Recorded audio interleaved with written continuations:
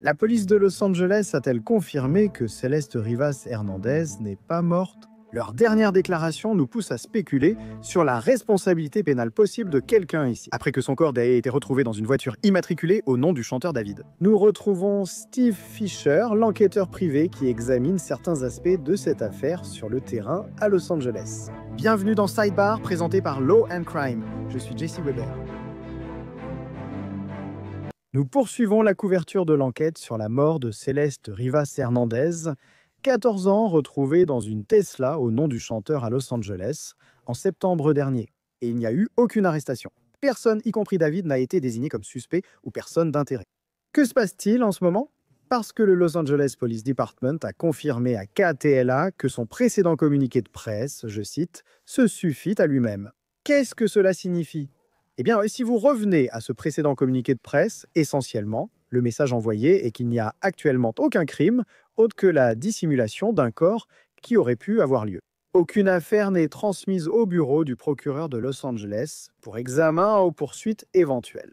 Cette annonce a été faite car le médecin légiste du comté de Los Angeles n'a pas encore déterminé la cause ni les circonstances du décès de Céleste. Mais devrais-je dire, pour l'instant, n'est-ce pas, cela pourrait-il changer? Cela veut-il dire qu'ils n'ont aucune preuve que quelqu'un a tué Céleste, causé sa mort, ni d'accusation d'homicide pour l'instant? Était-ce accidentel? Quelqu'un a paniqué, a essayé de se débarrasser ou de dissimuler son corps par la suite? Ou est-ce essentiellement une déclaration? Ils ne vont pas trouver de preuve que quelqu'un l'a tué, n'est-ce pas?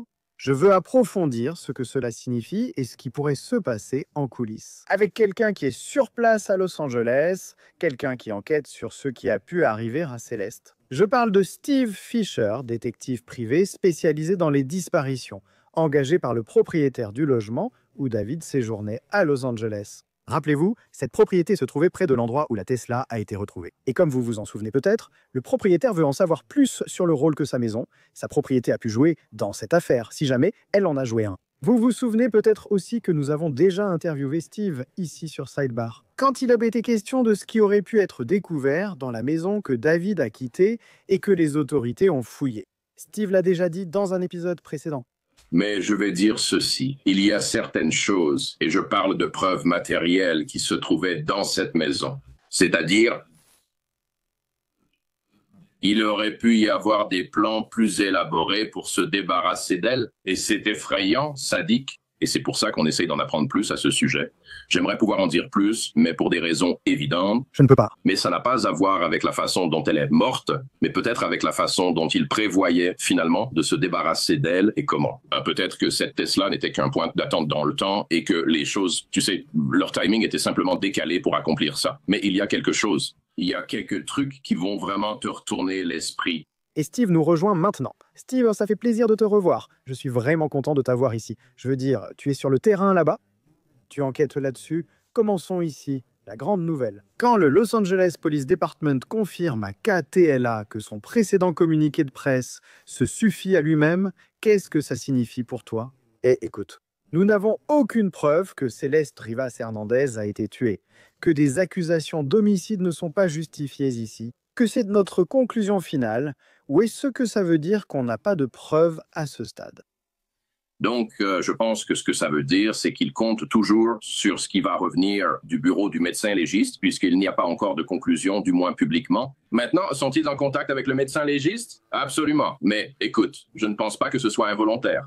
Ils ont été si discrets, il faut en tirer quelque chose. Je pense que la première déclaration visait surtout à préparer tout le monde à l'idée que ce n'est peut-être pas un homicide. Et maintenant, ils disent qu'ils n'ont toujours rien qui prouve que c'en est un. Mais il y a d'autres choses. Tu sais, écoute, un crime a clairement eu lieu et ils disent même qu'il y a au moins eu dissimulation du corps. Mais il y a d'autres crimes que j'espère qu'ils enquêtent, comme la relation. Je sais que c'est compliqué à monter puisqu'elle n'est plus là pour témoigner, mais ce n'est pas une raison pour ne rien faire. Ça ne devrait pas, tu sais, être abandonné. Je vais parler des accusations potentielles qui pourraient être retenues ici dans un instant. Pour cela, ils doivent contacter le médecin légiste du comté de Los Angeles. Est-ce que cela veut dire que le médecin légiste du comté de Los Angeles demande plus d'informations? Je n'ai pas encore de conclusion. La dernière fois que nous avons parlé, tu as dit qu'il était possible que le médecin légiste du comté de Los Angeles publie bientôt la cause et les circonstances du décès de Céleste. En consultant le site web, tu as vu qu'ils examinaient des dossiers avec du retard et que celui de Céleste serait peut-être bientôt traité. Ça a un sens pour toi? Oui, on leur a parlé. Il n'y a rien qui permette de déterminer qu'elle a été tuée par quelqu'un, ce qui pourrait soulever des questions sur la façon dont elle est morte. Oui, ce que c'est une situation où, tu sais, ils encore, oui, ils leur ont parlé. Oui, il est possible que Céleste ait été tuée, mais nous ne le révélons pas pour le moment. Le bureau du médecin légiste du comté de Los Angeles a ses propres enquêteurs internes et indique publiquement sur son site l'enquêteur responsable de l'affaire. Donc, je suis sûr qu'ils y travaillent avec la brigade des vols et homicides. Et vous savez, il se peut que, disons, ils aient obtenu un bon résultat toxicologique, mais que ce ne soit pas une overdose. Cela ramène à la question. Il ne reste donc que très peu d'options. C'est soit un homicide, soit, vous savez, si elle s'est suicidée, alors il devrait vraiment approfondir l'enquête. Parce que si ce n'était pas clairement évident lors de l'autopsie initiale, en d'autres termes, s'il n'y a pas de blessure par balle ou quelque chose comme ça, alors vous savez, ils vont peut-être devoir approfondir. Des anthropologues médico-légaux spécialisés dans ce genre de détermination sur des corps gravement décomposés pourraient être impliqués, ce qui peut prendre du temps. Et ils pourraient consulter des pathologistes externes pour voir s'ils ont trouvé, afin d'être sûrs d'une éventuelle conclusion.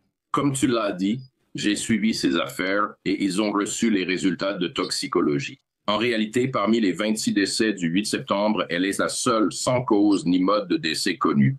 Donc, c'est c'est préoccupant. Mais il est difficile de dire dans quel sens ça va aller parce qu'ils auraient pu, vous savez, avoir besoin de tests supplémentaires. Vous pensiez qu'à ce stade, il y aurait déjà une publication ou plus d'informations? Si c'était le cas, je pense que s'ils avaient obtenu une bonne analyse toxicologique, disons que les résultats sont revenus et qu'il s'agissait clairement d'une overdose d'une sorte ou d'une autre. Qu'on lui ait donné ou qu'elle ait pris elle-même, accidentellement ou non, c'est une autre histoire. La cause serait, vous savez, de manière indirecte, de savoir si c'était auto-administré ou administré par quelqu'un d'autre. Je pense qu'il y aurait déjà eu une indication. Dans ce cas, d'autres charges pourraient être abandonnées. Je ne comprends pas pourquoi les charges initiales ne peuvent pas être abandonnées, même si d'autres ont été ajoutées. Parce que je sais qu'ils diront probablement, oh, eh bien, ils coopèrent. Mais à quel point, s'il s'est écoulé 2 mois et que vous n'avez toujours pas eu la réponse, est-ce qu'ils coopèrent vraiment? Donc, tu sais, ça veut dire qu'il ne coopère probablement pas. Son avocat lui dit sûrement de ne pas le faire. Et quelle différence ça fait s'il a été informé de ses droits ou pas maintenant? Pour être clair, d'accord, s'ils reviennent et disent, écoutez, vous savez, aucune preuve ne soutient que Céleste a été tuée, n'est-ce pas? Aucune preuve ne soutient les accusations d'homicide involontaire ou de meurtre. Est-ce que cela correspond à ce que vous voyez dans votre enquête privée? Est-ce que vous entendez ou voyez quelque chose de différent? Seriez-vous surpris si c'était la conclusion finale? Vous savez, je vais être honnête, on ne sait vraiment pas. Personne n'est venu, même anonymement ou hors enregistrement, pour dire « Écoutez, je sais ce qui s'est passé. Il est étrange que tant de personnes impliquées soient restées silencieuses si longtemps, surtout les jeunes. On dirait qu'ils sont tous conditionnés, honnêtement. Et je ne sais pas si c'est parce qu'ils leur donnent peut-être des conseils à tous, mais il n'y a aucune fuite qui sort. Et c'est un peu bizarre avec autant de personnes impliquées, des jeunes qui veulent un peu se sauver eux-mêmes, et ils sont en train de ruiner leur carrière. On dirait qu'ils protègent quelque chose, mais j'ignore encore quoi. Je veux être clair, il y a de nombreuses spéculations en ligne et beaucoup de choses que nous examinons. Nous analysons chaque rapport publié. Pour être clair, d'accord, David Anthony Burke n'a été officiellement impliqué dans aucun crime, aucune faute. Il n'a ni été inculpé, ni désigné comme suspect ou personne d'intérêt. Son seul lien est la voiture. Et ces rapports selon lesquels il aurait eu une sorte de relation avec Céleste, sur lesquels je vais revenir un peu plus en détail. Mais Steve, je me penchais là-dessus, tu vois. Et sauf si je me trompe, c'en est garçon B. Si quelqu'un a simplement déplacé le corps de Céleste, selon la loi californienne, cela pourrait n'être qu'un simple délit. Il existe une loi qui dit que toute personne qui, ayant connaissance d'une mort accidentelle, dissimule activement ou tente de dissimuler cette mort, sera coupable d'un délit. Passible d'une peine d'emprisonnement dans une prison du comté pour une durée maximale d'1 an, ou d'une amende d'au moins 1 000 $ et d'au plus 10 000 $ ou des deux à la fois. Et au fin de cette section, dissimuler activement une mort accidentelle signifie l'une des actions suivantes. Accomplir un acte qui cache ou empêche la découverte du corps par les autorités ou la famille. Détruire ou supprimer directement des preuves du corps physique du défunt, y compris, mais sans s'y limiter, les fluides corporels ou les tissus, ou détruire ou supprimer l'instrument physique réel de la mort, n'est-ce pas? Qu'est-ce qui a causé la mort? Et j'ai aussi vu qu'il y avait cet article du Code de la santé et de la sécurité en Californie qui dit qu'une personne qui mutile volontairement des restes connus pour être humain sans autorisation légale est coupable d'un crime. Je ne crois pas qu'il y ait déjà eu de condamnation dans un cas similaire avec ces faits. Mais la raison pour laquelle les gens parlent de cette loi maintenant, c'est parce qu'on arrive à la conclusion que ça pourrait vraiment être ça. Est-ce que je me trompe? Est-ce que c'est vraiment ce à quoi on pourrait être confronté? Oui, non, tu ne te trompes pas, Tim. Pas. Et tu sais, j'en parle depuis un moment maintenant, que l'on peut délibérément dissimuler et supprimer des preuves et détruire des preuves pour les cacher aux enquêteurs, à la famille et à tout le monde. C'est encore un délit mineur. Soyons honnêtes, aucune de ces personnes ne semble avoir de casier judiciaire. Ils n'auront pas 1 an de prison au comté, mais une probation étant inculpés. C'est énorme. Maintenant, ça devient un crime quand on mutile un corps.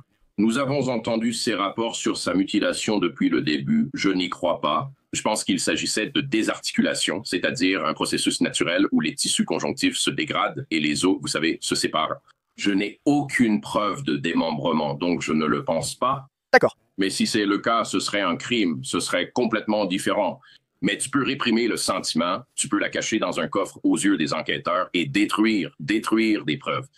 Et c'est un délit en Californie. Et pour être clair, c'est peut-être ça.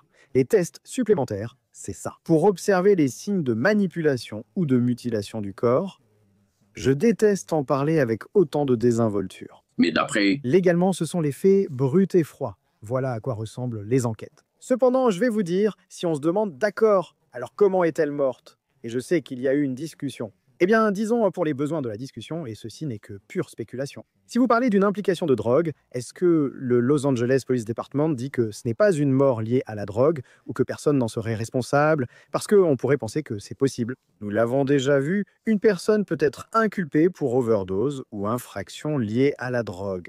Même dans les cas graves où ils fournissent des drogues causant une overdose, on pourrait parler d'homicide involontaire. Quelqu'un pourrait être poursuivi pour avoir distribué ces drogues, pour avoir fourni ces drogues, en particulier à un mineur. S'ils ne le disent pas à ce moment-là, c'est peut-être faute de preuves. Ou alors peut-être qu'ils disent que le Los Angeles Police Department, nous ne voulons même pas parler des drogues à ce stade. Tu penses qu'il se passe quoi là-bas? Oui, c'est possible. C'est une affaire très médiatisée. Regardons d'autres affaires similaires qui ont aussi attiré l'attention. Mac Miller et Matthew Perry ont tous deux reçu des drogues ayant causé leur overdose. Et des personnes ont été inculpées pour cela. Donc peut-être qu'il y a un aspect lié à la drogue dans cette enquête dont nous ne sommes pas au courant. Tu sais, parce qu'ils ont confirmé en gros leur position sur cette déclaration il y a quelques jours. Je le sais. J'ai vu un titre disant, tu sais, ils ont confirmé que ce n'est pas un meurtre, pas un homicide. Ce n'est pas ce qu'ils ont dit. Ils ont restent sur leur déclaration précédente. Donc, ça a un peu dégénéré, je pense. Et c'est ce qui arrive quand ça dure 2 mois, non? Peut-être qu'il y a une enquête sur la drogue qu'ils cherchent, comment elles lui sont parvenues. Ce sera comme pour Mac Miller ou Matthew Perry, où on blâmera la personne qui les a fournis. Et sans citer de nom issu de votre enquête sur cette maison, pouvez-vous dire à ce stade si des drogues ont déjà été trouvées dans cette maison ou liées à cette maison? Donc, je peux vous dire qu'il y avait des médicaments narcotiques sur ordonnance, des opiacés, vous savez, des antidouleurs qui ont été trouvés, mais ils étaient prescrits. Nous ignorons s'ils ont servi à des fins récréatives. Il y avait aussi du matériel sur place. La marijuana, et c'est légal en Californie, on peut l'utiliser pour cela, et on peut aussi l'utiliser pour des drogues illicites, mais on ignore leur usage. J'ai vu certaines photos de Céleste où elle n'a pas l'air sobre. Je vais être honnête avec vous, elle a vraiment l'air de ne pas être sobre du tout. Et j'ai parlé à des gens à Lake Elsinore. Lorsqu'elle est revenue après cette période, ramenée par les forces de l'ordre, elle était, entre guillemets, complètement défoncée. Je ne sais pas. Je déteste dire ça d'une mineure sans preuve. Je vous rapporte simplement ce qu'on m'a dit. Mais si c'est vraiment le cas, alors j'espère qu'il y a un aspect lié à la drogue ou une enquête en cours dont nous ne sommes pas au courant. Tout le monde est resté très discret. Mais écoutez, ça fait un moment maintenant, vous savez. Beaucoup tiennent à Céleste, s'inquiètent et pensent à ce qui s'est passé ici. Ils sont impliqués. Famille, amis et ceux qui suivent cette histoire depuis le début. Et je voulais vous demander ce que vous avez appris de plus sur Céleste jusqu'à présent dans votre enquête. Parce que nous avons beaucoup parlé de cela, qu'il y avait, et vous l'avez mentionné, des reportages ont montré sa fugue, des images d'elle partant dans une rue de Lake Elsinore et des vidéos où elle se dispute avec des voisins. Des reportages dont TMZ suggère que Céleste aurait eu une relation avec David. Les personnes autour d'eux disaient qu'il pensait qu'elle avait 19 ans. Qu'as-tu appris d'autre sur Céleste Rivas Hernandez que nous devrions savoir?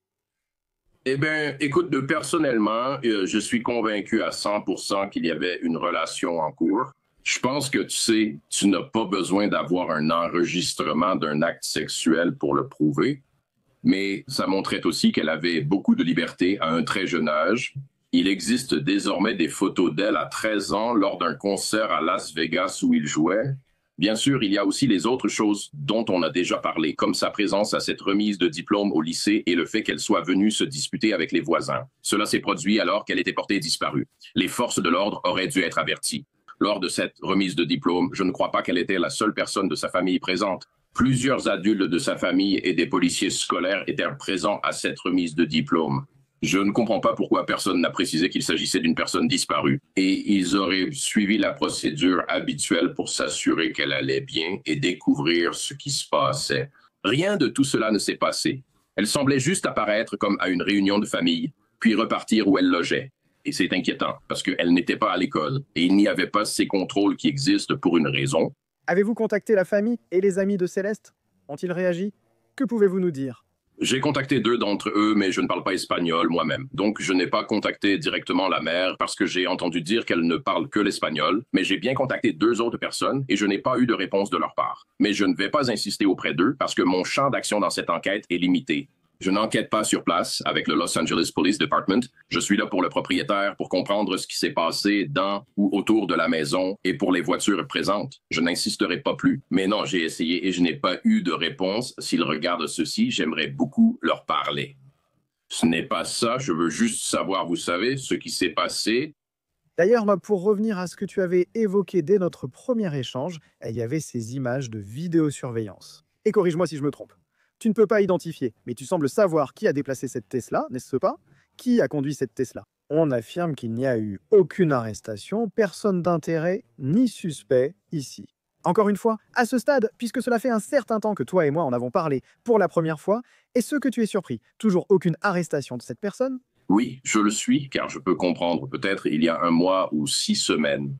S'ils coopèrent avec nous, il n'y a pas de raison de les coincer, ni que leur avocat dise « Écoute, il est allé de l'avant et a procédé à l'arrestation. Donc maintenant, nous ne coopérons plus, nous ne parlons plus. » Même s'ils disent ouais, que c'est toujours le cas, si en 2 mois, ils ne vous ont pas tout dit, est-ce vraiment coopéré? Je ne crois pas que ce soit le cas. Donc, je pense qu'il y a des chefs d'accusation initiaux avec lesquels vous pourriez commencer et ce ne sont que des délits mineurs. Donc, ce n'est pas comme la personne, mais même la personne, tu sais ce qui se passe avec Bond en Californie en ce moment? Je veux dire, la personne serait probablement libérée sur parole, tu vois? Donc...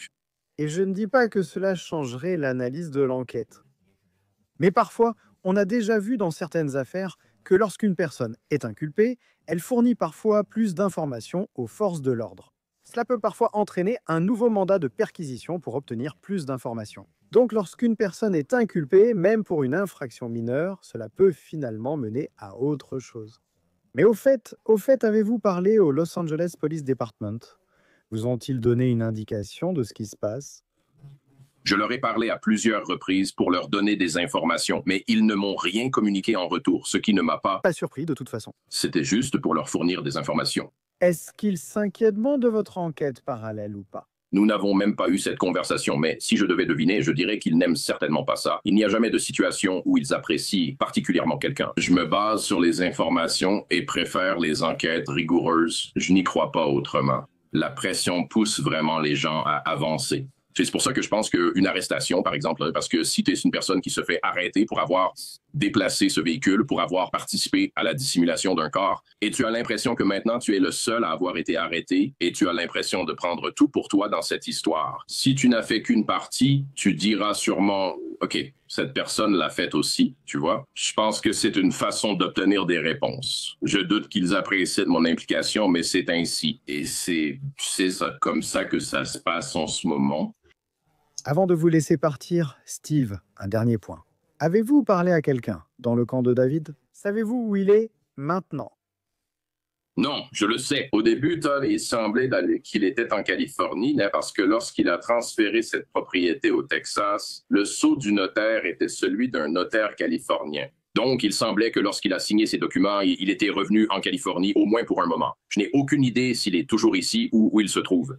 Et j'ai parlé à certaines personnes qui sont à un degré de séparation des acteurs principaux, mais je n'ai parlé à aucun des principaux intéressés avec qui j'aimerais m'entretenir. Et votre client, le propriétaire, comment se sent-il à ce stade? Ils veulent répondre. Je comprends que devoir choisir de vivre ici maintenant avec tout ce qui se passe soit perturbant. Est-ce que quelqu'un a perdu la vie là-dedans ou pas? Surtout une personne de 14 ans à l'époque. Donc, vous savez, ils veulent des réponses et ils veulent savoir ce qui se passe. Et surtout, puisqu'il n'était même pas la personne qui a signé le bail et que tout cela est une nouveauté pour lui. C'était le manager de David, non? Celui sur le bail. Mais est-ce qu'ils ont essayé, tu sais, de relouer la propriété ou de la vendre? Je sais qu'il réparent dessus, mais j'ignore quoi. S'il s'agit du domaine, je n'ai rien demandé et il n'a jamais évoqué l'aspect financier. Ça a juste été... Vouloir en savoir plus, comme quelque chose de sain, de spirituel, sur ce qui a pu ou non se passer là-bas. Steve Fisher, j'apprécie toujours que tu prennes le temps de nous parler de ce qui se passe ici. Encore une fois, beaucoup de questions, mais merci beaucoup. Merci. Et c'est tout ce que nous avons pour vous pour l'instant ici sur Sidebar. Merci beaucoup à tous de nous avoir rejoints. Abonnez-vous sur YouTube, Apple Podcast, Spotify ou toute autre plateforme. Suivez-moi sur X ou Instagram. Je suis Jesse Aubert, je vous reparlerai bientôt.